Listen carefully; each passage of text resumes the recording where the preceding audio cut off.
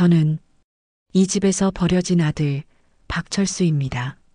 순간 마당에 완전한 정적이 흐른다. 철수, 우리 철수가. 말순의 입술이 파르르 떨린다. 잠깐만요. 철수라니요? 우리 집에 철수라는 사람은 없는데요. 상우가 당황하며 거부한다. 50년 전 1975년 겨울이었습니다. 제가 7살 때였죠. 철수가 또렷하게 말한다. 아이고, 우리 철수야. 정말 내가 돌아온 거니? 말순이 주저앉으며 흐느껴 온다. 그래서 지금까지 어디서 뭐라고 살았다는 거예요? 상우의 목소리에 경계심이 가득하다. 지금 제가 운영하는 회사는 3개입니다. 자산 규모로 따지면 약 수천억 정도 됩니다. 상우와 상진의 눈이 동그래진다. 며느리들이 서로 눈치를 보기 시작한다. 수천억이요? 그게 사실이라면. 상우가 비웃듯 말한다. 돈 좀 있다고 우리 집에 들어올 수 있을 줄 알아? 명절마다 모여 고생한 건 우리라고. 철수가 서류 가방에서 문서를 꺼낸다. 유전자 검사 결과입니다. 친자 확률 99.99%. 가족들의 얼굴이 일그러진다. 불신과 욕망이 뒤섞인 복잡한 감정들이 마당에 가득하다. 안녕하세요, 여러분. 오늘 들려드릴 이야기는 추석날에 찾아온 버려진 아들에 대한 이야기입니다. 50년 전 7살 나이에 고아원으로 보내진 한 아이가 있었습니다.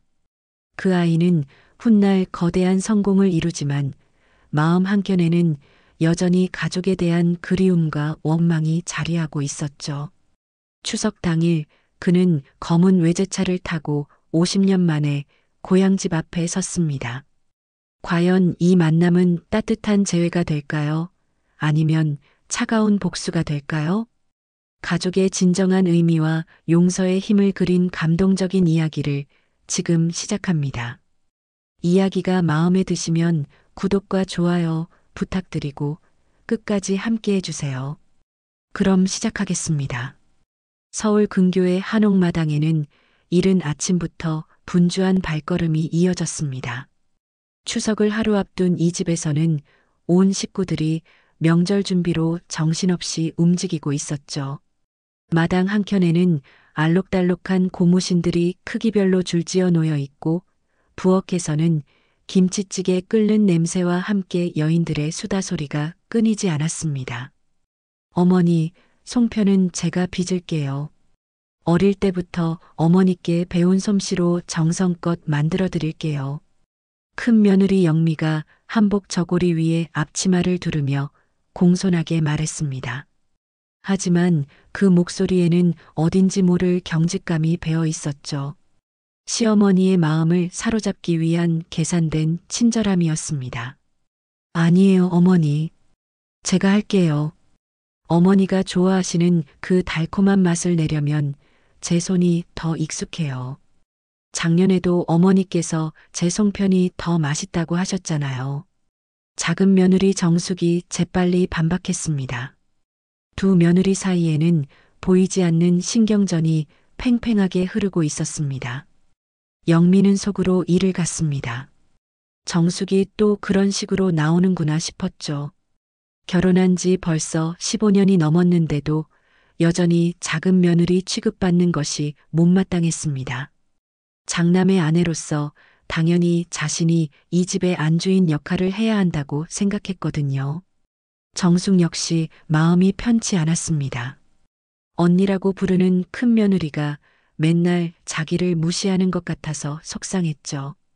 시집와서 10년 동안 항상 영미 눈치를 보며 살아왔는데 이제는 더 이상 참을 수 없었습니다. 안방에서는 70대 중반의 말순이 창가에 앉아 깊은 한숨을 내쉬며 마당을 바라보고 있었습니다. 추석이라고 하지만 온 집안이 평화롭기는커녕 오히려 더 긴장감이 돌고 있는 것 같았죠. 장남 상우와 차남 상진 사이에서 벌어지는 상속 이야기, 며느리들 간의 끝없는 눈치 싸움, 그리고 무엇보다 마음 한구석에 자리한 그 아픈 기억들이 말순의 가슴을 무겁게 짓눌렀습니다. 아이고, 명절이 이렇게 피곤할 일인가. 말순은 혼잣말로 중얼거렸습니다. 젊었을 때는 명절이 그렇게 즐거웠는데 나이가 들수록 오히려 더 힘들어지는 것 같았어요. 거실에서는 장남 상우와 차남 상진이 앉아서 이야기를 나누고 있었습니다. 겉으로는 형제간의 평범한 대화 같아 보였지만 그 속에는 복잡한 계산들이 숨어 있었죠. 형님, 아버지 산소 벌초는 언제 가실 거예요? 제가 미리 준비할 게 있으면 말씀해 주세요. 상진이 정중하게 물었습니다. 하지만 그 질문 뒤에는 상속과 관련된 미묘한 계산이 숨어 있었죠. 내일 오전 일찍 가려고 하는데 꼭 내가 따라와야 할 특별한 이유라도 있나? 상호의 대답은 차갑기만 했습니다. 형제간에도 재산 문제가 끼어들면서 예전 같은 우애는 찾아보기 어려웠어요. 상진은 형의 말투에서 무시당하는 느낌을 받았습니다. 아무리 동생이라지만 이제 50대가 다 되어 가는데 아직도 형이 자신을 어린애 취급하는 것 같아서 화가 났죠. 더군다나 아버지 유산 문제에서 자신이 소외되고 있다는 생각이 들어서 더욱 불쾌했습니다. 형님은 항상 그런 식이네요. 저도 이 집 아들인데 왜 매번 저를 빼놓으려고 하세요? 상진의 목소리에 짜증이 묻어났습니다. 빼놓는다니 무슨 소리야. 장남인 내가 주도적으로 하는 게 당연한 거 아닌가?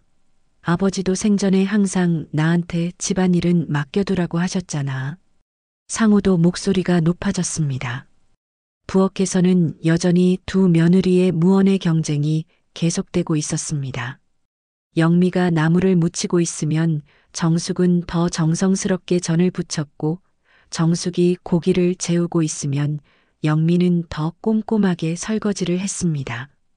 서로 시어머니 말순에게 더 인정받으려는 마음이었지만 그 노력들이 오히려 집안 분위기를 더욱 어색하게 만들고 있었습니다. 정수가 그 무는 너무 얇게 썰지 마. 어머니가 두툼하게 썬 걸 좋아하셔. 영미가 참견했습니다. 언니, 저도 알고 있어요. 제가 어제 어머니께 직접 물어봤거든요. 정숙이 시큰둥하게 대답했습니다. 두 사람의 대화는 겉으로는 평범해 보였지만 그 속에는 서로에 대한 견제와 경쟁심이 가득했죠. 누가 더 시어머니를 잘 아는지, 누가 더 이 집에 기여하고 있는지를 은근히 겨루고 있었습니다. 아이고, 너희들 그만 좀 해라. 명절이라는 게 이래야 하나. 보기만 해도 피곤하구나. 말순이 부엌으로 나와 한숨을 쉬었습니다. 하지만 두 며느리는 서로 눈치만 보며 제대로 된 대답을 하지 않았죠. 오후가 되자 친척들이 하나둘 찾아왔습니다. 사촌들과 조카들이 모여들면서 집안은 더욱 시끌벅적해졌지만 그 속에서도 어른들 사이에 미묘한 긴장감은 여전했습니다. 상우는 자신이 장남이라는 위치를 은근히 과시하려 했고 상진은 그런 형의 모습에 속으로 이를 갈았습니다. 상우야, 요즘 사업은 어떻게 되고 있니? 작년에 확장한다고 했던데. 큰아버지가 관심 있게 물었습니다. 예, 덕분에 잘 되고 있습니다. 작년보다 매출이 30%나 늘었어요. 직원들도 더 뽑고 있고요. 상우가 자랑스럽게 대답했지만 상진은 코웃음을 쳤습니다. 형의 사업이 그리 잘 되고 있지 않다는 걸 알고 있었거든요. 상진이는 어떻고? 큰아버지가 다시 물었습니다. 저는 그냥 평범하게 살고 있습니다. 형님처럼 크게 성공하지는 못했지만 안정적으로 지내고 있어요. 상진이 겸손하게 대답했지만 속으로는 형보다 자신이 더 성실하게 살고 있다고 생각했습니다. 해가 서산으로 기울어가면서 본격적인 차례 준비가 시작되었습니다. 제사상을 차리는 과정에서도 큰 며느리와 작은 며느리 사이의 신경전은 계속되었죠. 어떤 음식을 어디에 놓을 것인지, 과일은 어떻게 깎을 것인지, 심지어 촛불을 몇 개나 켤 것인지까지 하나하나가 다 경쟁이었습니다. 언니, 배는 이렇게 깎는 게 맞나요? 정숙이 일부러 물었습니다. 에이, 그것도 모르니? 시댁 예법은 좀 배워야지. 영미가 비꼬듯 말했습니다. 정숙은 그 말에 얼굴이 붉어졌습니다. 시집 온 지 10년이 넘었는데 아직도 그런 소리를 듣는다니 자존심이 상했죠. 말수는 그런 모습들을 지켜보면서 마음이 더욱 무거워졌습니다. 이런 명절이 과연 의미가 있을까 싶었죠. 가족이 모인다는 것이 이렇게 불편하고 어색할 수만 있다니. 그때 문득 오래전 기억이 떠올랐습니다. 아직 어렸던 철수가 명절 차례상 앞에서 졸음을 참으며 절을 하던 모습, 그 천진난만했던 얼굴이 선명하게 기억났습니다. 그때는 정말 행복했는데 말순이 혼잣말로 중얼거렸습니다. 저녁 식사 시간이 되자 온 가족이 큰 상 주위로 둘러앉았습니다. 겉으로는 화목한 가정의 모습 같아 보였지만 식탁 아래로는 여전히 복잡한 감정들이 얽혀 있었죠. 상호는 장남으로서의 권위를 지키려 애썼고 상진은 형에게 밀리지 않으려 노력했으며 두 며느리는 서로를 견제하느라 여념이 없었습니다. 그런 가운데 말순만이 혼자서 깊은 생각에 잠겨 있었습니다. 이 집에 없는 한 사람, 그 사람에 대한 그리움과 죄책감이 밤마다 가슴을 파고들고 있었거든요. 저녁 식사가 한창이던 그때 마당 밖에서 낮은 엔진 소리가 들려왔습니다. 처음에는 아무도 신경 쓰지 않았죠. 명절이라 이웃집에 손님들이 많이 오가는 시기였으니까요. 하지만 그 소리가 점점 가까워지더니 이 집 대문 앞에서 멈췄습니다. 누가 또 왔나? 상우가 젓가락을 놓고 고개를 돌렸습니다. 하지만 예상했던 친척들의 낡은 승용차 소리와는 달랐어요. 뭔가 고급스럽고 묵직한 엔진음이었습니다. 영미가 궁금해서 창문으로 다가가 밖을 내다봤습니다. 그리고는 깜짝 놀라서 뒤로 물러섰죠. 어머, 이게 뭐예요? 완전 비싼 차잖아요. 영미의 목소리에 모든 사람들이 창문으로 몰려들었습니다. 마당 앞에는 번쩍번쩍 윤이 나는 검은색 외제 세단이 서 있었습니다. 햇빛에 반사되는 차체가 마치 거울처럼 빛나고 있었죠. 이 동네에서는 좀처럼 보기 힘든 고급차였습니다. 저 차 얼마나 비싼 거예요? 정숙이 눈을 동그랗게 뜨고 물었습니다. 몇 억은 될 것 같은데. 상진이 중얼거렸습니다. 속으로는 누가 이런 차를 타고 왔는지 궁금해 죽겠었어요. 차문이 열리면서 한 남자가 천천히 내렸습니다. 50대 중반 정도로 보이는 그 남자는 값비싼 정장을 완벽하게 차려입고 있었습니다. 셔츠는 하얗게 다려져 있었고 넥타이는 명품 브랜드 특유의 고급스러운 광택을 내고 있었죠. 손목에는 금시계가 햇빛에 반짝이고 있었습니다. 남자는 차문을 닫고 잠시 집을 올려다봤습니다. 그 눈빛에는 복잡한 감정이 담겨 있었어요. 그리움인지 원망인지 아니면 두려움인지 알 수 없는 표정이었습니다. 저 사람 누구예요? 우리 아는 사람인가? 영미가 수군거렸습니다. 모르겠네. 처음 보는 것 같은데. 상우도 고개를 갸우뚱했습니다. 하지만 말씀만은 달랐습니다. 창문 너머로 그 남자를 본 순간 온몸이 굳어버렸어요. 숨이 막히는 것 같았습니다. 50년 전 기억이 순식간에 되살아났거든요. 어린 철수의 얼굴과 지금 저 남자의 얼굴이 겹쳐 보였습니다. 설마 그 아이가. 말순의 입술이 파르르 떨렸습니다. 남자는 대문을 열고 천천히 마당으로 들어왔습니다. 걸음걸이에서부터 예사롭지 않은 기품이 느껴졌어요. 마치 중요한 회사의 사장이나 정치인 같은 포스가 있었습니다. 가족들은 모두 현관으로 나왔습니다. 누군지 알 수는 없지만 저런 차를 타고 온 사람이라면 함부로 대할 수는 없다고 생각했거든요. 혹시 상호의 사업 관련 인사이거나 중요한 손님일 수도 있었으니까요.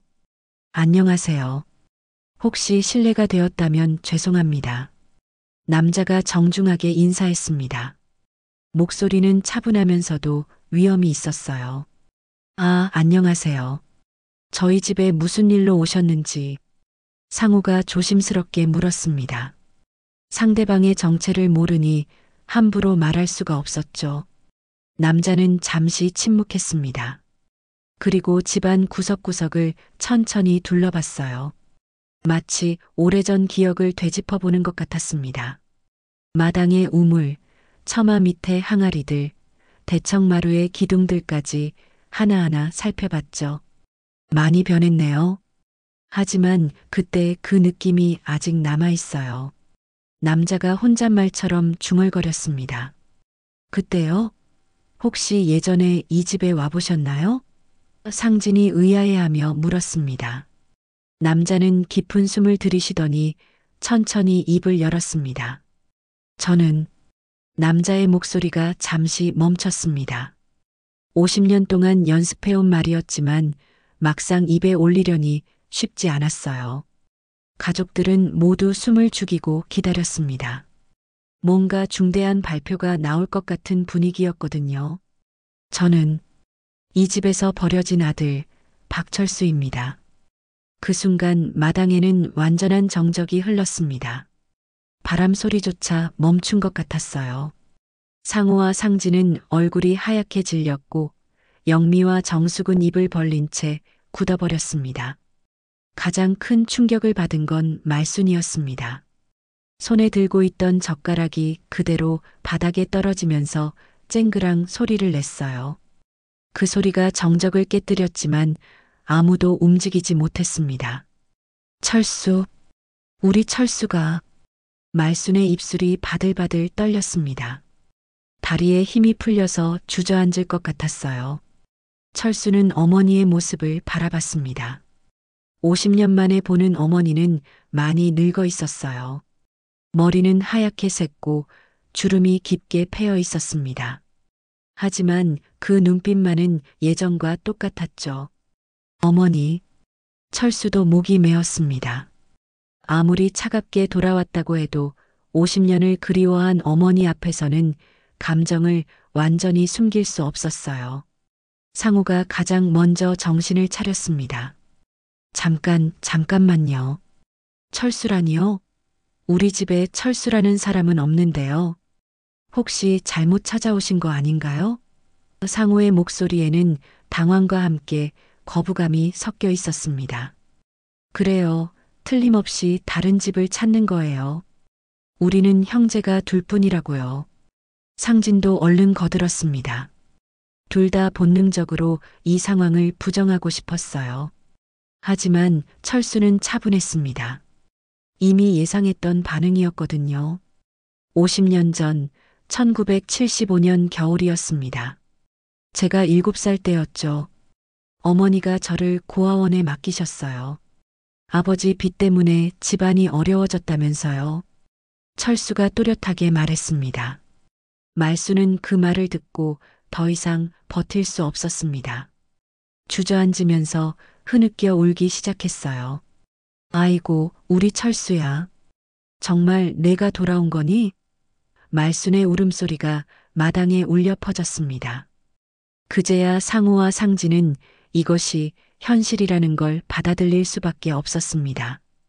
어머니의 반응이 모든 걸 말해주고 있었거든요.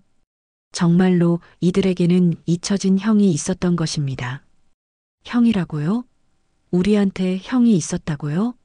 상진이 믿을 수 없다는 표정으로 말했습니다. 왜 우리는 몰랐죠? 왜 아무도 말해주지 않았어요? 상호도 어머니를 바라보며 따졌습니다. 철수는 그런 동생들의 모습을 지켜봤습니다. 자신이 사라진 후에 태어나거나 너무 어려서 기억하지 못하는 동생들이었죠. 이들에게 자신은 완전한 타인이나 다름없었습니다. 마당에는 복잡한 감정들이 뒤섞여 흐르고 있었습니다. 말순의 죄책감과 그리움, 상우와 상진의 당황과 거부감, 며느리들의 충격과 계산, 그리고 철수의 차가운 결심까지. 50년 만의 재회는 그 누구도 예상하지 못했던 방식으로 시작되고 있었습니다. 마당의 정적이 한참 흐른 후 상우가 가장 먼저 입을 열었습니다. 아직도 믿기지 않는다는 표정이었지만 어머니의 반응을 보니 부정할 수만은 없었죠. 그래서 지금까지 어디서 뭐라고 살았다는 거예요? 상우의 목소리에는 여전히 경계심이 가득했습니다. 갑자기 나타난 형이라는 존재가 달갑지 않았거든요. 철수는 잠시 침묵했습니다. 어떻게 시작해야 할지 고민이 되었어요. 50년간의 삶을 어떻게 몇 마디로 요약할 수 있을까요? 특히 그 고통스러웠던 시절들을 말입니다. 고아원이었습니다. 철수가 차분하게 말을 시작했습니다. 어머니가 저를 맡기신 그 고아원에서 18살까지 살았어요. 말수는 그 말을 듣고 더욱 오열했습니다. 고아원이라는 단어만 들어도 가슴이 찢어지는 것 같았어요. 어린 철수가 얼마나 외롭고 힘들었을지 상상만으로도 견딜 수 없었습니다. 그곳은 정말 지옥 같았습니다. 철수의 목소리가 잠시 떨렸습니다. 매일 배가 고팠고 겨울에는 추위에 떨어야 했어요. 다른 아이들과 싸우기도 했고 원장님한테 매를 맞기도 했죠. 영미와 정숙은 그 이야기를 들으며 가슴이 먹먹해졌습니다. 아무리 남이라고 해도 어린아이가 그런 고생을 했다니 안타까웠어요. 하지만 상우는 다른 생각이었습니다. 동정심보다는 경계심이 더 컸죠. 그래서 지금은 뭐라고 사는데요?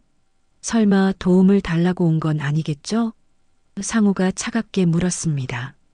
철수는 쓴웃음을 지었습니다. 역시 예상했던 반응이었어요. 도움이요? 철수가 천천히 고개를 들었습니다. 18살에 고아원을 나온 후 공장에서 일했습니다.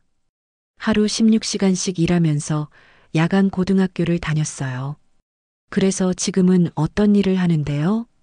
상진이 궁금해서 물었습니다. 대학은 장학금으로 다녔습니다. 낮에는 일하고 밤에는 공부했어요.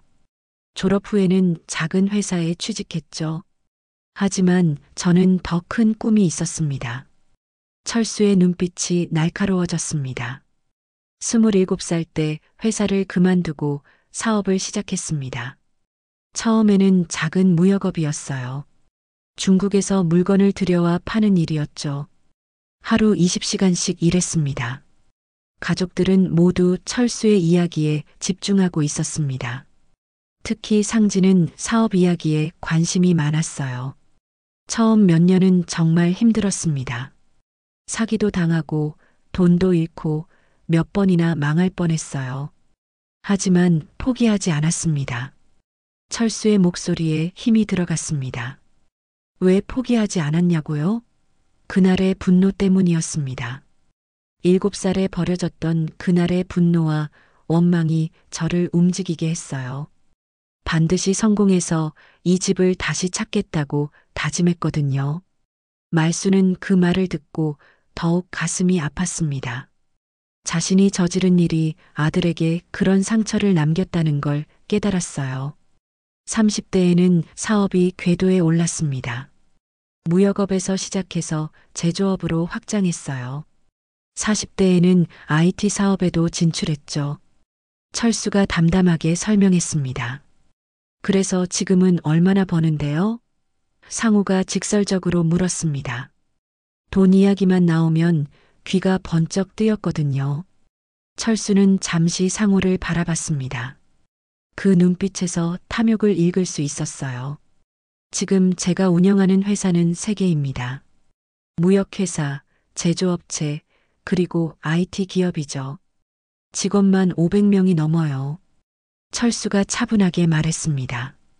자산 규모로 따지면 철수가 잠시 멈췄습니다. 약 수천억 정도 됩니다.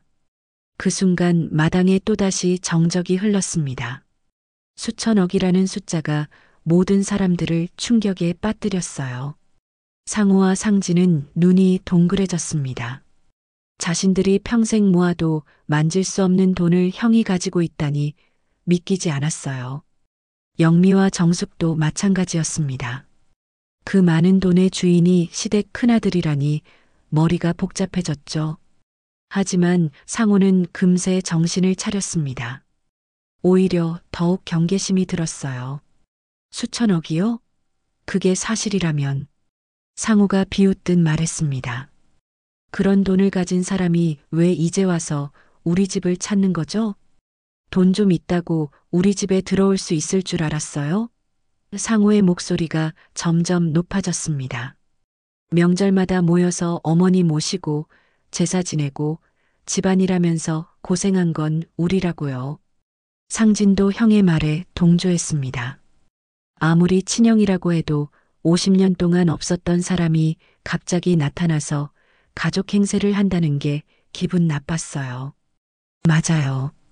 우리는 평생 이 집을 지켜왔다고요. 어머니가 아프실 때도 집 수리할 때도 다 우리가 했어요.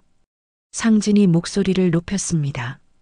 철수는 그런 동생들의 반응을 예상했다는 듯 차분했습니다. 가족이 되려고 온 게 아닙니다. 철수가 냉정하게 말했습니다. 저는 이미 혼자서도 충분히 잘 살고 있어요. 그럼 왜 왔는데요? 상우가 따졌습니다. 확인하러 왔습니다. 철수의 목소리가 더욱 차가워졌습니다.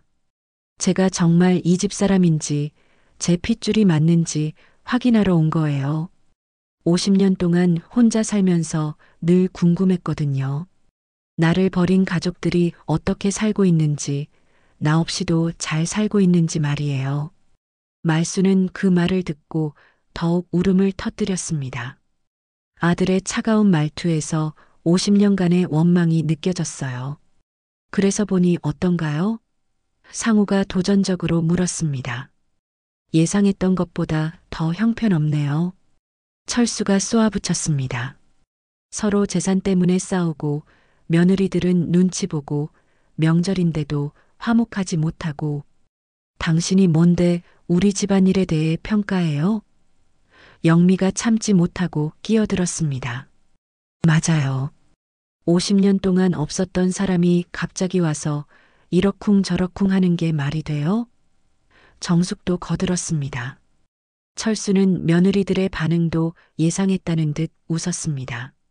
역시 제가 생각했던 것과 똑같네요.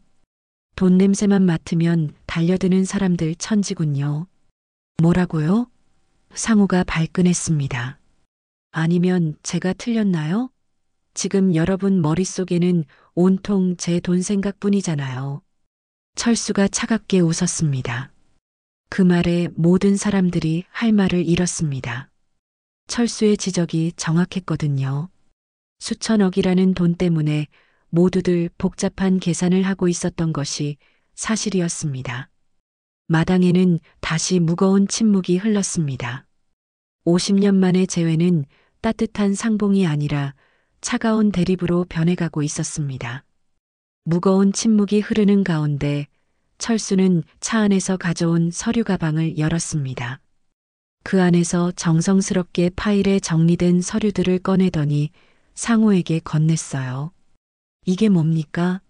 상우가 의심스러운 눈초리로 서류를 받아들었습니다. 유전자 검사 결과입니다. 철수가 담담하게 말했습니다. 제가 정말 이 집 아들인지 확실히 하기 위해서 미리 준비해 왔어요. 상우는 서류를 펼쳐보며 눈을 크게 떴습니다. 병원 직인이 찍힌 정식 검사 결과서였어요. 복잡한 의학 용어들이 빼곡히 적혀 있었지만 결론 부분은 명확했습니다. 친자 확률 99.99%. 상우가 중얼거리며 읽었습니다. 어떻게 유전자 검사를 했다는 거예요? 우리 유전자는 언제 채취했다고?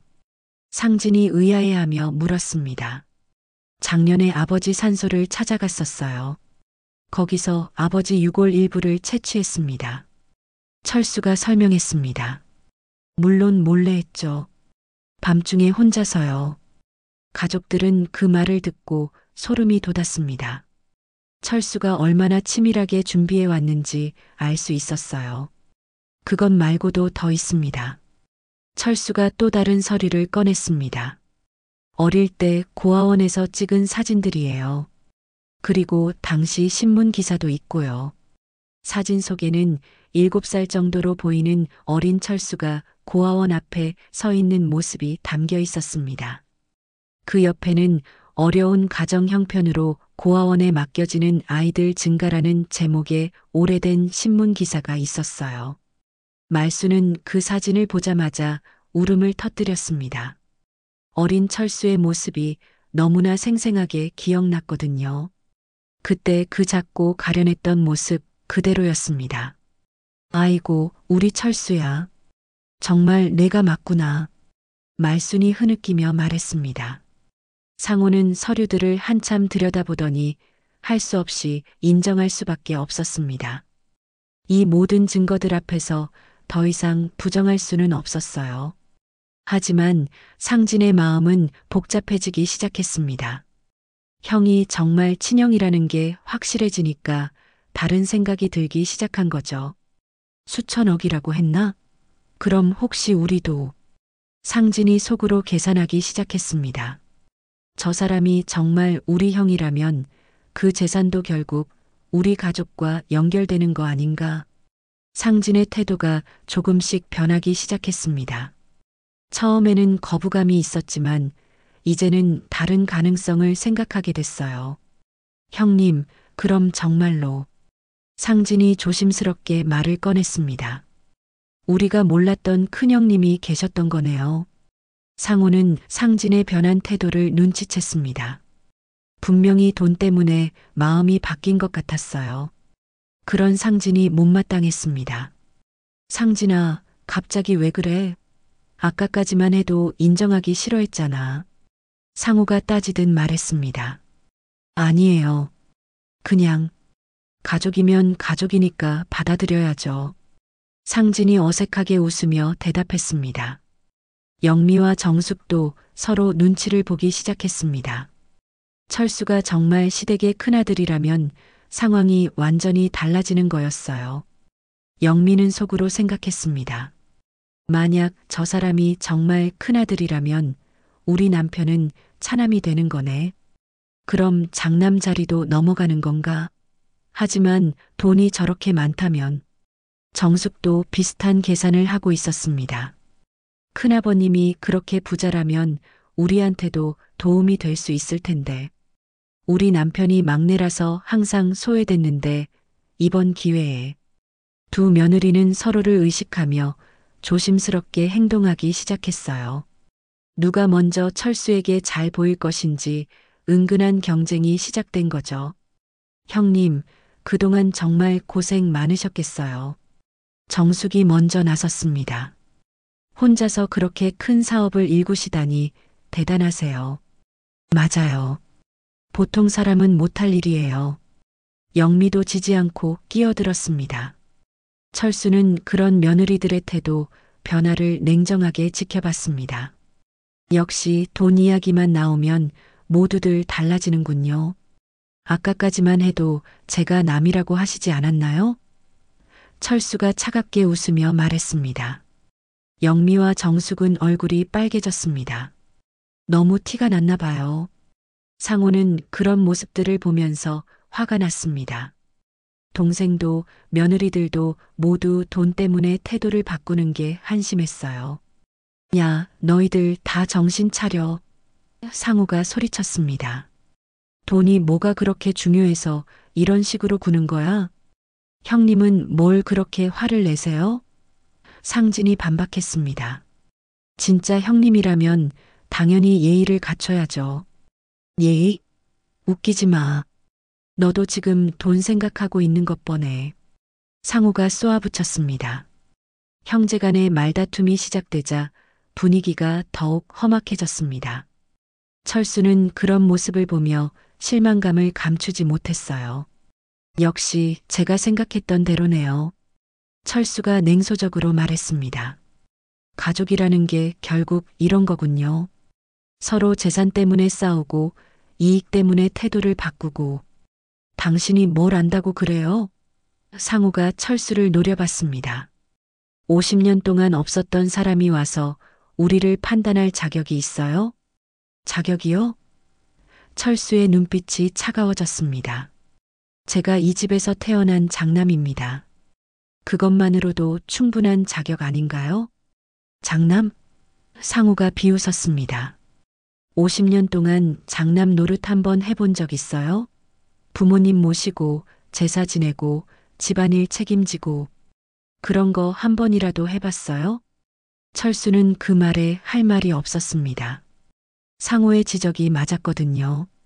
자신은 정말로 장남의 역할을 한 적이 없었어요. 하지만 포기할 수는 없었습니다. 50년 동안 품어온 한을 그냥 놓을 수는 없었어요. 그럼 이제부터라도 하면 되지 않나요? 철수가 조용히 말했습니다. 뭐라고요? 상우가 깜짝 놀랐습니다. 이제부터라도 장남 역할을 하겠습니다.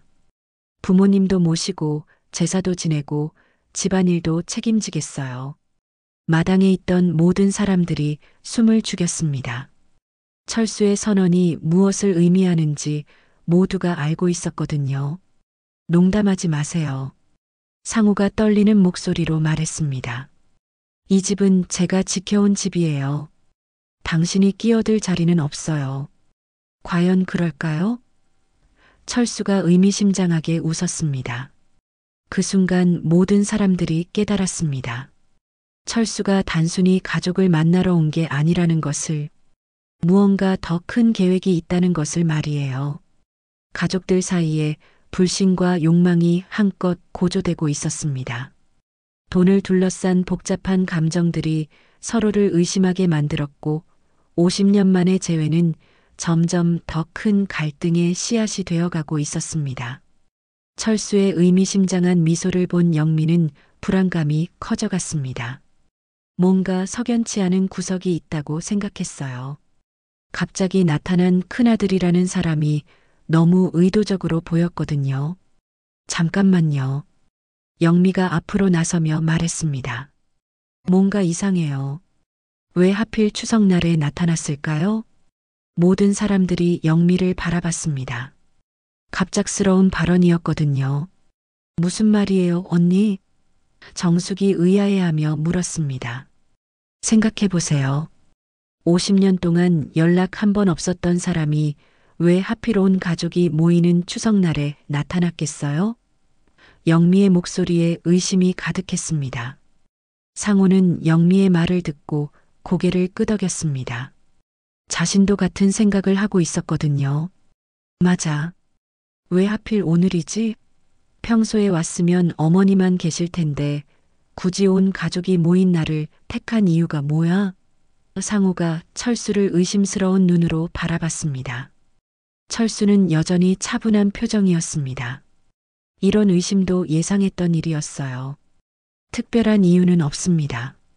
그냥 명절이니까 가족들이 모두 있을 거라고 생각했을 뿐이에요. 철수가 담담하게 대답했습니다. 정말요? 영미가 한 발 더 다가서며 따졌습니다. 저는 그렇게 생각하지 않아요. 분명히 다른 목적이 있을 거예요. 영미야, 너 지금 뭐 하는 거야? 상진이 당황해서 말렸습니다. 큰형님에게 무례하게 굴면 안 된다고 생각했거든요. 하지만 영미는 멈추지 않았습니다.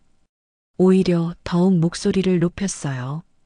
저 사람 사실 우리 가족 돈을 노리는 거예요. 영미가 손가락으로 철수를 가리키며 소리쳤습니다. 추석날 찾아온 것도 다 계산된 거라고요. 마당에 있던 모든 사람들이 깜짝 놀랐습니다.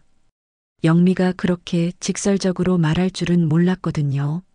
언니, 너무 심한 거 아니에요? 정숙이 당황해서 말했습니다. 심해요? 아니에요. 저는 확신해요. 영미가 흥분해서 계속 말했습니다. 50년 동안 없었던 사람이 갑자기 나타나서 장남이라고 주장하고 돈 많다고 자랑하고 이게 다 우리를 현혹시키려는 거 아니에요? 우리 집안이 예전보다 살림이 좀 나아졌다는 소문이 돌았나 봐요. 그래서 한몫 차지하려고 온 거죠. 영미가 점점 더 격해졌습니다. 상호는 영미의 말에 고개를 끄덕였습니다. 그럴듯하게 들렸거든요. 그래, 맞을 수도 있어. 요즘 우리 집 땅값도 많이 올랐고 어머니 명의로 된 재산도 적지 않으니까. 상호가 영미의 편을 들었습니다. 말수는 그런 며느리와 아들의 말을 듣고 가슴이 아팠습니다. 50년 만에 만난 아들을 그렇게 의심한다니요. 영미야, 그런 말하지 마라. 철수는 정말 내 아들이야. 말순이 애타게 말했습니다. 어머니, 속지 마세요. 유전자 검사 결과도 조작할 수 있어요. 요즘 세상에 못할 게 뭐 있어요? 영미가 목소리를 높였습니다. 철수는 그동안 조용히 듣고 있다가 천천히 입을 열었습니다. 그 눈빛이 얼음처럼 차가웠어요. 돈요? 철수의 목소리가 낮고 위험하게 변했습니다. 네, 맞아요. 우리 돈 노리고 온 거 맞죠? 영미가 도전적으로 대답했습니다. 철수는 잠시 영미를 바라보더니 갑자기 웃기 시작했습니다. 하지만 그 웃음에는 온기가 전혀 없었어요. 웃기지 마라. 철수의 목소리가 얼음장처럼 차가웠습니다. 내 돈이 얼마나 되는지 정말 모르는군요. 철수가 주머니에서 휴대폰을 꺼내 뭔가를 조작했습니다. 그리고는 화면을 영미에게 보여줬어요. 이게 제 은행 잔고입니다. 한번 보세요. 철수가 냉정하게 말했습니다. 영미는 화면을 보고 눈이 휘둥그레졌습니다. 숫자가 너무 많아서 제대로 읽기도 힘들었어요. 이게 정말이에요?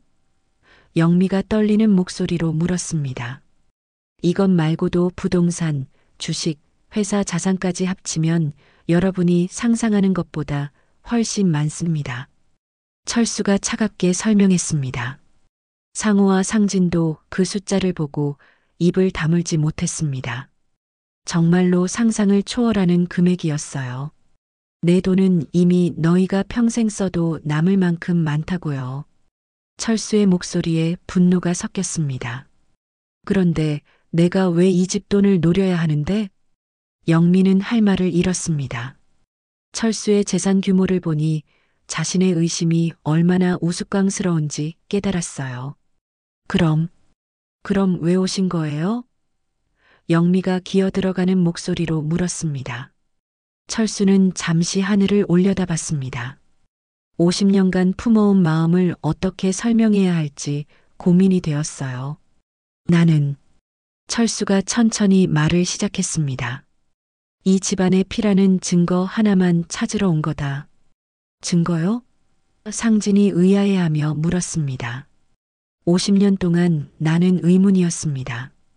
내가 정말 이 집 아들인지 아니면 그냥 버려진 고아인지. 철수의 목소리가 떨렸습니다. 고아원에 있을 때 다른 아이들이 놀렸어요. 너는 진짜 부모가 없는 고아라고, 가짜 신분으로 들어온 거라고. 철수가 과거를 떠올렸습니다. 말수는 그 말을 듣고 더욱 가슴이 아팠습니다. 아들이 그런 고통을 겪었다는 걸 몰랐어요. 그래서 성공한 후에도 계속 조사했습니다. 내 출생 기록, 이 집안의 족보, 모든 걸 찾아봤어요. 철수가 계속 설명했습니다. 하지만 확실한 증거가 필요했습니다. 과학적이고 객관적인 증거 말이에요. 철수가 유전자 검사 서류를 가리켰습니다. 이제야 확신할 수 있게 됐어요. 내가 정말 이 집 아들이라는 것을. 철수의 목소리에 복잡한 감정이 섞였습니다. 상호는 그 말을 듣고 뭔가 이상하다고 생각했습니다. 그럼 이제 확인됐으니까 돌아가면 되는 거 아니에요? 굳이 여기 있을 이유가 뭐죠? 상호가 따져 물었습니다. 철수는 상호를 바라보며 의미심장하게 웃었습니다. 아니요. 이제 시작입니다. 철수가 단호하게 말했습니다. 뭐가 시작이라는 거예요? 상진이 불안해하며 물었습니다. 내가 이 집 장남이라는 걸 모두에게 알릴 시간이 왔어요. 철수의 눈빛이 더욱 차가워졌습니다. 50년 동안 숨겨져 있던 진실을 세상에 드러낼 거예요. 내가 누구인지, 이 집에서 무슨 일이 있었는지 모든 걸 말이에요. 가족들은 철수의 말을 듣고 등골이 서늘해졌습니다. 뭔가 큰 변화가 일어날 것 같은 예감이 들었어요. 그리고 철수가 잠시 멈춘 후 계속 말했습니다. 내가 마땅히 가져야 할 것들을 되찾을 거예요. 무엇을 되찾는다는 거죠? 상우가 떨리는 목소리로 물었습니다. 철수는 대답 대신 의미심장한 미소만 지었습니다. 그 미소가 모든 사람들을 더욱 불안하게 만들었어요. 마당에는 다시 무거운 침묵이 흘렀습니다. 영미의 폭로로 시작된 대립은 오히려 철수의 진짜 목적을 드러내는 계기가 되었고, 이제 모든 가족들이 앞으로 무슨 일이 벌어질지 두려워하고 있었습니다. 철수의 차가운 미소를 바라보던 말수는 더 이상 견딜 수 없었습니다. 50년 동안 가슴속에 묻어두었던 죄책감이 한순간에 터져나왔어요. 다리에 힘이 풀려 그 자리에 주저앉으면서 목 놓아 울기 시작했습니다. 아이고, 아이고. 말순의 울음소리가 마당 전체에 울려 퍼졌습니다. 70대 노인의 처절한 울음소리에 모든 사람들이 숨을 죽였어요. 상우와 상진은 어머니가 그렇게 우는 모습을 처음 봤습니다. 평소에는 그 무엇에도 흔들리지 않는 강인한 분이었는데 철수 앞에서는 완전히 무너져 버렸어요. 어머니, 상우가 다가가려 했지만 말수는 손을 저으며 막았습니다. 가지 마라. 내가 죄인이야, 죄인. 말순이 가슴을 치며 울었습니다. 철수는 그런 어머니의 모습을 지켜보며 마음이 흔들렸습니다. 아무리 차갑게 돌아왔다고 해도 50년 동안 그리워했던 어머니의 눈물 앞에서는 감정을 완전히 억누를 수 없었어요. 어머니, 일어나세요. 철수가 조심스럽게 말했습니다. 목소리에서 차가움이 조금 사라졌어요. 아니야, 난 일어날 자격이 없어. 말순이 고개를 흔들며 계속 울었습니다. 내가 너를 버린 죄인인데 어떻게 내 앞에 떳떳하게 서겠니? 영미와 정숙은 그런 시어머니의 모습에 당황했습니다. 도대체 50년 전에 무슨 일이 있었던 걸까요? 어머니, 정확히 무슨 일이 있었던 거예요? 상진이 조심스럽게 물었습니다. 말수는 한참을 울다가 천천히 고개를 들었습니다. 눈물로 범벅된 얼굴로 철수를 바라봤어요. 그래, 내가 철수구나. 내가 널 버린 죄인이다. 말순이 떨리는 목소리로 말했습니다. 철수의 눈가가 촉촉해졌습니다. 어머니가 직접 인정하는 말을 듣고 나니 복잡한 감정이 밀려왔어요. 왜 저를 버리셨어요? 철수가 간신히 목소리를 내며 물었습니다. 7살 아이가 뭘 잘못했다고. 말수는 고개를 떨구며 50년 전 그날을 떠올렸습니다. 너무나 고통스러운 기억이었지만 이제는 말해야 할 때였어요. 너희 아버지가 사업을 잘못해서 엄청난 빚을 졌었다. 말순이 힘겹게 말을 시작했습니다.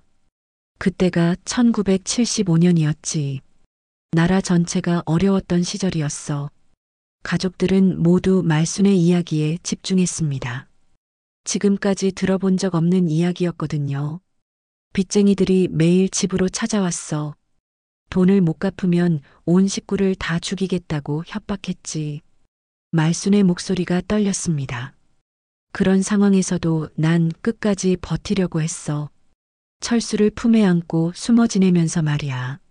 말순이 철수를 바라보며 계속 말했습니다.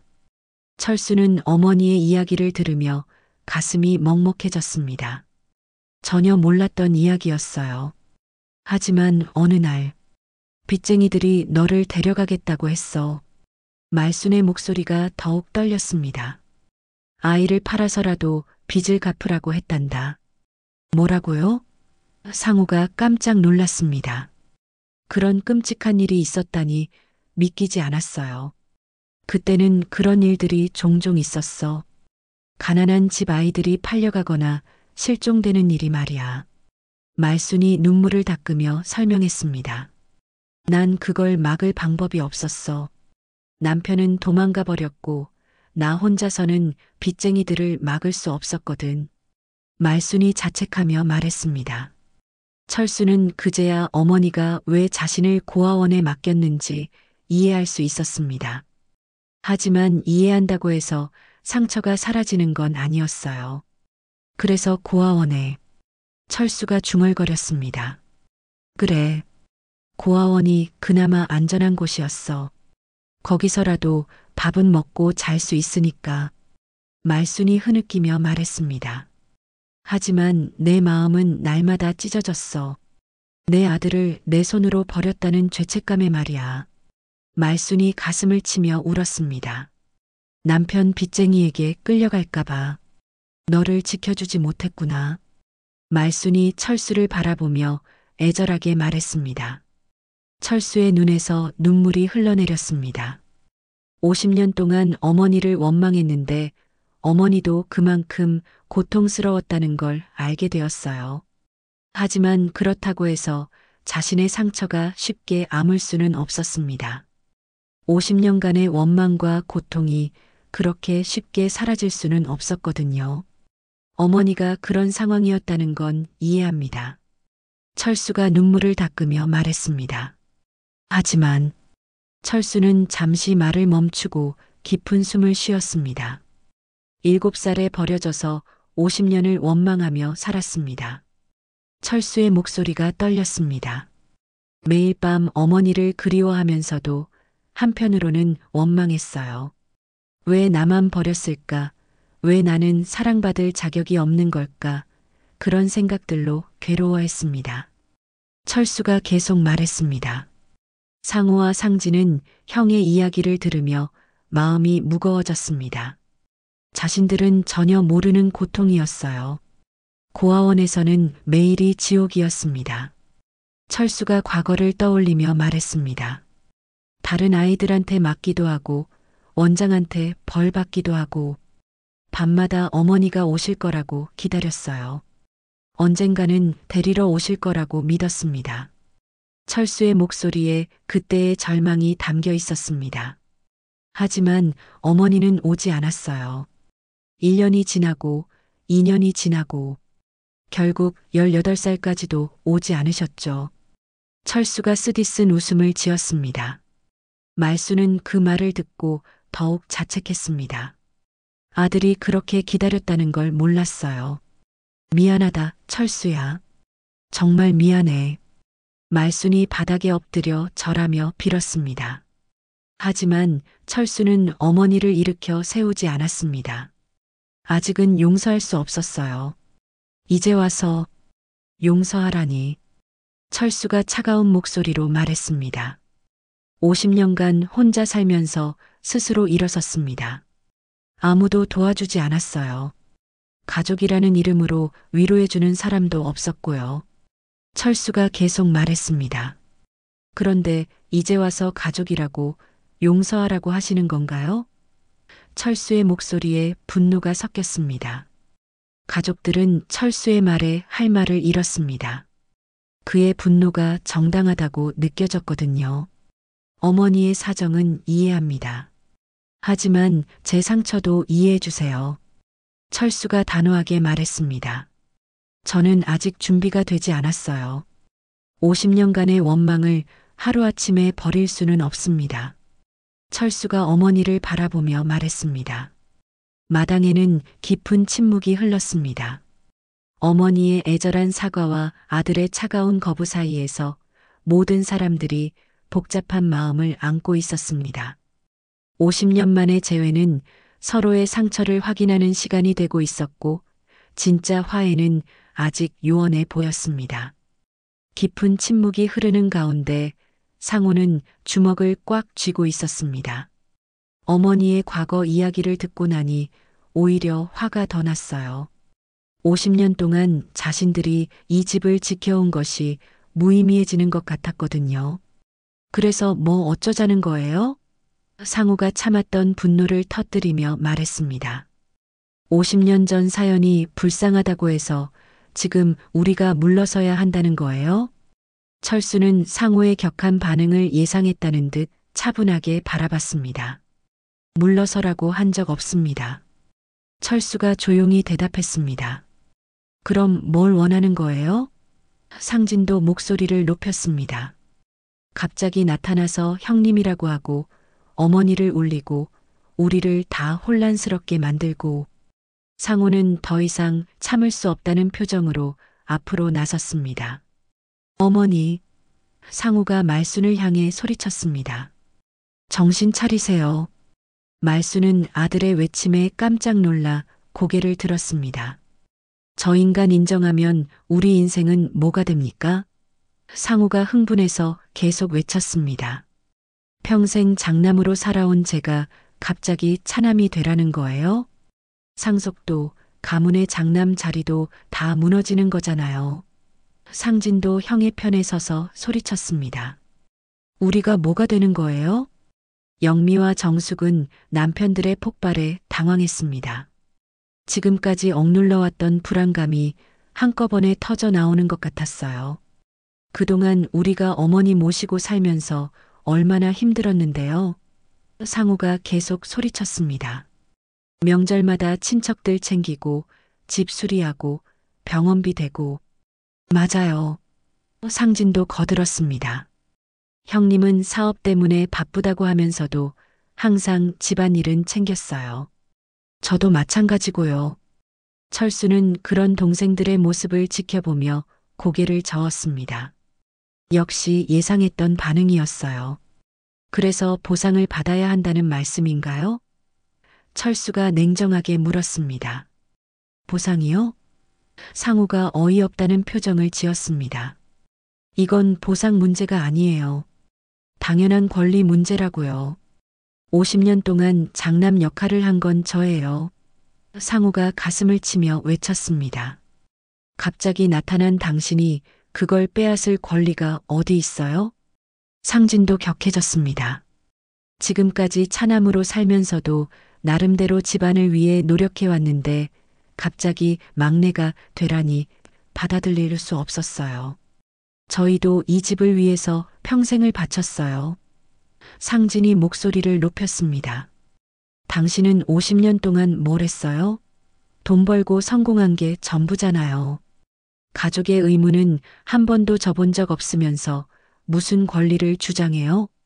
상우가 철수를 향해 소리쳤습니다. 철수는 잠시 동생들의 분노를 받아들이며 생각에 잠겼습니다. 어느 정도는 그들의 말이 맞다고 생각했어요. 자신은 정말로 가족으로서의 의무를 진 적이 없었으니까요. 맞습니다. 철수가 조용히 인정했습니다.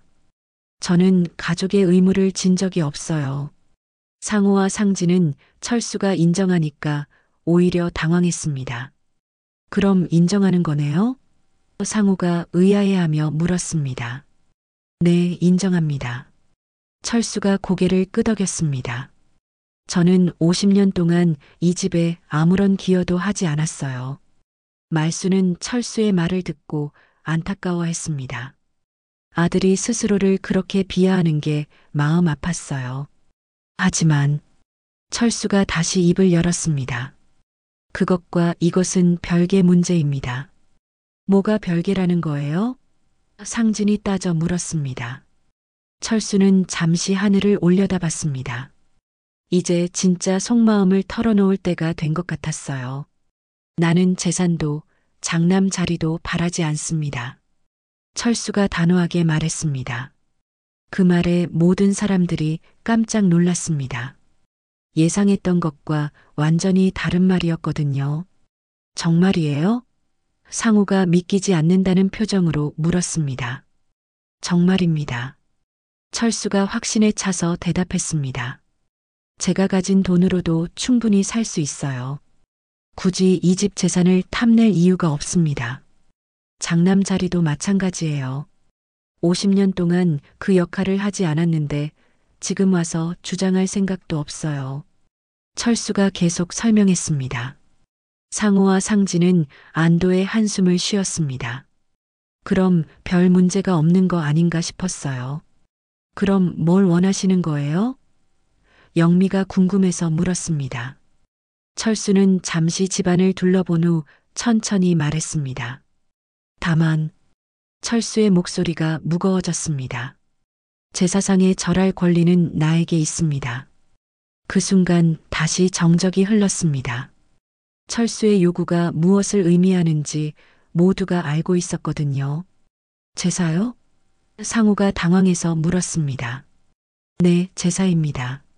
철수가 단호하게 말했습니다. 아버지의 아들로서, 이 집안의 핏줄로서 조상님께 절할 권리 말입니다. 그건 안 돼요. 상진이 반사적으로 외쳤습니다.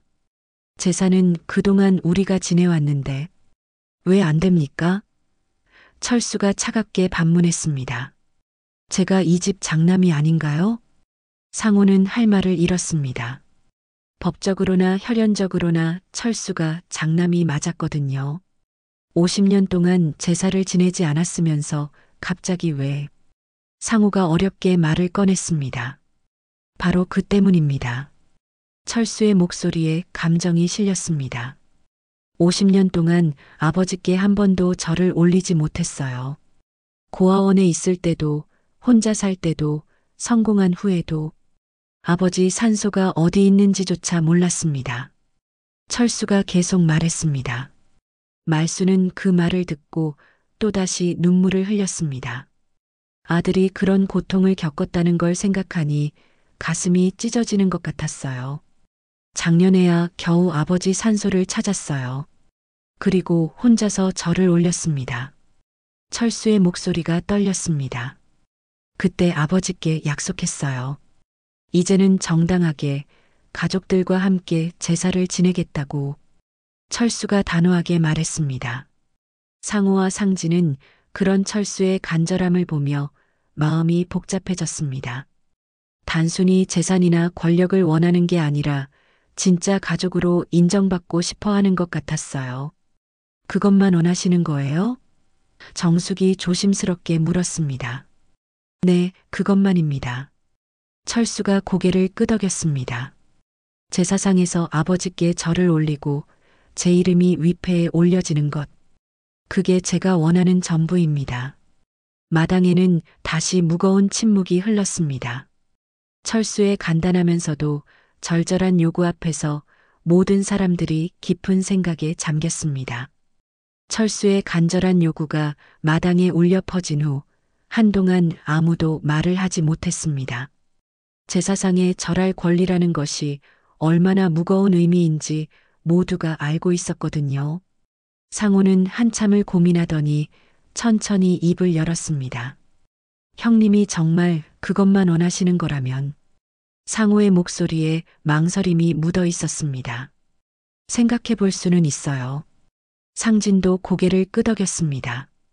재산이나 권력을 요구하는 게 아니라면 받아들일 만했어요. 하지만 조건이 있습니다. 상호가 다시 말했습니다. 지금까지 우리가 지켜온 제사 방식을 존중해 주셔야 해요. 무슨 말씀인가요? 철수가 물었습니다. 저희 나름대로 아버지를 모시는 방식이 있거든요. 그걸 갑자기 바꿀 수는 없어요. 상호가 설명했습니다. 철수는 잠시 생각하더니 고개를 끄덕였습니다. 물론입니다. 저는 그저 함께 절을 올리고 싶을 뿐이에요. 철수가 진심으로 말했습니다. 영미와 정숙도 서로 눈치를 보더니 조심스럽게 동의했습니다. 철수가 돈이나 권력을 요구하지 않는다면 반대할 이유가 없었어요. 말수는 그런 가족들의 모습을 보며 안도의 한숨을 쉬었습니다. 드디어 아들이 가족으로 받아들여지는 것 같았어요. 그럼 말순이 떨리는 목소리로 말했습니다. 오늘 밤 차례를 지낼 때 함께 하겠니? 철수의 눈가가 촉촉해졌습니다. 50년 동안 기다려온 순간이 드디어 왔어요. 네, 어머니. 그렇게 하고 싶습니다. 철수가 간신히 목소리를 내며 대답했습니다. 해가 완전히 지고 밤이 깊어갈 무렵 하늘에는 추석 보름달이 환하게 떠올랐습니다. 은은한 달빛이 한옥마당을 비추고 있었어요. 대청마루에는 정성스럽게 차려진 제사상이 놓여 있었습니다.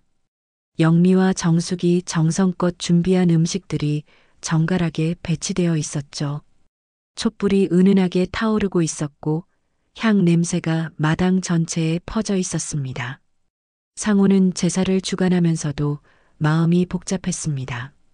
평생 자신이 장남으로서 이끌어왔던 제사에 진짜 장남이 참여하게 된 것이었어요. 아버지, 오늘은 특별한 날입니다. 상호가 제사상 앞에서 조용히 말했습니다. 50년 만에 큰형님이 돌아오셨어요. 가족들은 모두 제사상 앞에 일렬로 서 있었습니다. 말순이 가장 앞에 서고 그 옆에 철수가, 그리고 상호와 상진이 나란히 섰어요. 영미와 정숙도 뒤쪽에서 경건하게 서 있었습니다. 철수는 아버지의 위패를 바라보며 가슴이 벅차올랐습니다. 50년 동안 그리워했던 아버지께 드디어 제대로 인사를 드릴 수 있게 된 것이었어요. 아버지, 철수가 속으로 중얼거렸습니다. 저 철수입니다. 50년 만에 왔어요. 상호는 제사 순서에 따라 술을 올리고 절을 준비했습니다. 그런데 잠시 멈추더니 철수를 바라봤어요. 형님, 같이 하시죠. 상호가 조심스럽게 말했습니다. 철수는 그 말을 듣고 깊이 감동했습니다. 상호가 자신을 형님으로 인정해 주는 것 같았거든요. 고맙습니다. 철수가 진심으로 말했습니다. 두 사람은 나란히 서서 아버지께 술을 올렸습니다. 촛불이 살짝 흔들리며 마치 아버지가 반가워하시는 것 같았어요. 이제 절을 올리겠습니다. 상호가 말했습니다. 가족들이 모두 무릎을 꿇고 절을 올리기 시작했습니다. 철수는 50년 동안 못다한 인사를 드리는 마음으로 깊이 절했어요. 그때 말순이 조용히 말했습니다. 여보, 우리 큰아들 철수가 돌아왔어요. 이제야 온 식구가 다 모였네요. 말순의 말에 철수의 눈에서 눈물이 흘러내렸습니다. 어머니가 자신을 큰아들이라고 부르는 걸 듣고 나니 정말로 가족이 된 것 같았어요. 절을 마친 후 상호는 뭔가 결정을 내린 듯한 표정으로 말했습니다. 아버지, 앞으로는 형님 이름도 위패에 올리겠습니다. 상호가 엄숙하게 말했습니다. 그 말에 모든 사람들이 놀랐습니다. 위패에 이름을 올린다는 것은 정식으로 가족으로 인정한다는 의미였거든요. 정말이에요? 철수가 믿기지 않는다는 표정으로 물었습니다. 네, 형님도 이 집 아들이니까요. 상호가 진심으로 말했습니다. 상진도 고개를 끄덕였습니다. 이제는 정말로 철수를 형으로 받아들이고 싶었어요. 형님, 앞으로 명절 때마다 오셔야 해요. 상진이 웃으며 말했습니다. 철수는 그런 동생들의 마음을 받고 더욱 눈물을 흘렸습니다. 정말로 가족이 되는 것 같았어요. 영미와 정숙도 이제는 진심으로 철수를 큰아버님으로 모시고 싶었습니다. 돈 때문이 아니라 정말로 가족이기 때문이었어요. 제사를 마친 후 가족들은 마당에 둘러앉았습니다. 보름달이 더욱 밝게 빛나고 있었어요.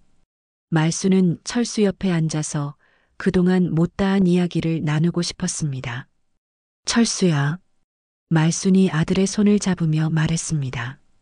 네, 어머니. 철수가 대답했습니다. 내가 너를 버린 것은 평생 후회하고 있어. 하지만 내가 이렇게 훌륭하게 자라준 것은 정말 자랑스럽다. 말순이 진심으로 말했습니다. 어머니도 많이 힘드셨겠어요.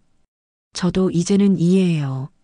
철수가 어머니의 손을 꼭 잡았습니다. 내 아들아. 이제라도 돌아와줘서 고맙다. 말순이 눈물을 흘리며 말했습니다. 철수도 눈물을 닦으며 대답했습니다. 이제야 진짜 집에 왔습니다. 그 순간 마당에 있던 모든 사람들이 따뜻한 감동을 느꼈습니다. 50년 만의 재회가 드디어 진짜 화해로 이어진 것이었어요. 상호는 철수에게 다가가서 말했습니다. 형님, 저희가 처음에 너무 경계했어요. 죄송합니다. 아니에요. 충분히 그럴 만했어요. 철수가 미소를 지으며 대답했습니다. 상진도 형 옆에 앉으며 말했습니다. 이제부터 정말 형제로 지내요. 50년은 늦었지만요. 철수는 동생들의 진심을 느끼며 마음이 따뜻해졌습니다. 앞으로는 자주 올게요. 명절뿐만 아니라 평소에도요. 철수가 약속했습니다. 영미와 정숙도 이제는 진심으로 큰아버님을 환영했습니다. 큰아버님, 다음에 오실 때는 미리 연락해 주세요. 좋은 음식 준비해 드릴게요. 영미가 웃으며 말했습니다. 저희도 큰아버님 이야기 더 듣고 싶어요. 정숙도 덧붙였습니다. 추석 보름달 아래에서 박철수는 드디어 진짜 가족을 되찾았습니다. 50년간의 원망과 그리움이 따뜻한 사랑으로 바뀌는 순간이었어요. 가족들은 그렇게 밤늦도록 이야기를 나누며 잃어버린 시간들을 채워나갔습니다. 진짜 가족이 되기 위한 새로운 시작이었습니다. 여러분, 추석날의 귀한 이야기는 여기서 마무리됩니다. 50년간의 원망도, 오해도, 상처도 결국 가족의 사랑 앞에서는 녹아내렸습니다. 돈이나 권력이 아닌 단순히 가족으로 인정받고 싶었던 철수의 마음이 마침내 전해졌죠. 때로는 늦었다고 생각할 때가 진짜 시작일지도 모릅니다. 가족 간의 화해도, 용서도, 사랑도 언제든 다시 시작할 수 있으니까요. 추석을 맞아 가족의 소중함을 다시 한번 생각해보는 시간이 되었기를 바랍니다. 오늘 이야기가 여러분의 마음에 작은 울림이 되었다면 구독과 좋아요, 그리고 댓글로 감상을 나눠주세요. 다음 이야기도 기대해 주시고 모든 분들의 가정에 평안과 행복이 함께 하시길 바랍니다. 감사합니다.